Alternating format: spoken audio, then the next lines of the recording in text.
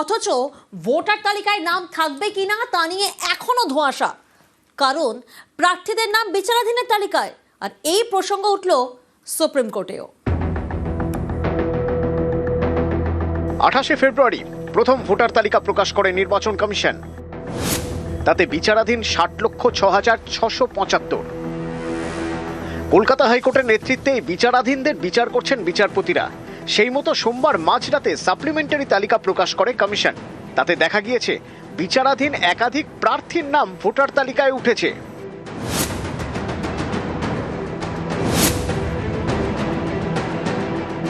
কলিতা মাঝি পূর্ব বর্ধমানের আউশ গ্রামের বিজেপি প্রার্থী, তার নাম ছিল বিচারাধীনের তালিকায়।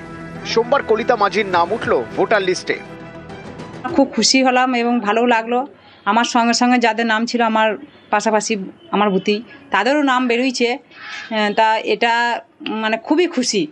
এবং আমার আইনটা সবার জন্যই, কিন্তু ইলেকশন কমিশনার এবং আমাদের যে জজ ছিলেন সে বিচার করেছেন, তার জন্যে আমার ওদের উপরে দারুণ আস্থা ছিল, বিশ্বাস ছিল, ভরসা ছিল।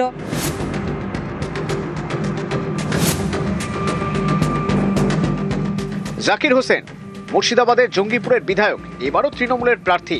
তার নাম বিচারাধীন থেকে এবার ভোটার লিস্টে। আমি বৈধ ছিলাম, সমস্ত মানুষই বৈধ আছে। নির্বাচন কমিশন এবং বিজেপি মিলে আমাদের মুর্শিদাবাদ বাংলার মানুষকে হ্যারাস করার জন্য করেছিল। আপনারা দেখতে পেলেন বৈধ ছিলাম বলে ভোটের নামে উঠেছে আমার, এবং অনেক মানুষেরই উঠেছে।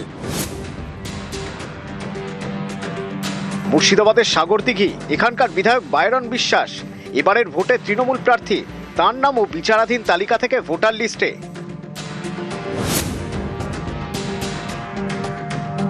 রাজ্যের মন্ত্রী উত্তর দিনাজপুরের গোয়ালপুকুরের 3 বারের তৃণমূল বিধায়ক গোলাম রাব্বানি এবারের ভোটেও তৃণমূলের প্রার্থী।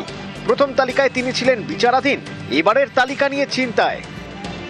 আধার কার্ড থেকে আরম্ভ করে ration card, epic card, admit, marksheet, passport সব জমা করে দিয়েছি। তার সত্ত্বেও নামটা এখনো আসেনি। সবাই তো আমরা প্যানিক, এটা কি হচ্ছে? যদি এরকম হয় তাহলে তো ডেমোক্রেসি শেষ। বীরভূমের হাসনের তৃণমূল প্রার্থী ফয়জুল হক, যিনি কাজল শেখ নামেই বেশি পরিচিত, প্রথম লিস্টে তাঁরও নাম ছিল বিচারাধীন। কিছু নাম বেরিয়েছে, বাকি আরো কিছু নাম বাকি আছে, আমিও আছি। আদালতের প্রতি আমাদের পূর্ণ আস্থা, বিশ্বাস, ভরসা আছে, অল্প দিনের মধ্যে নাম এসে যাবে।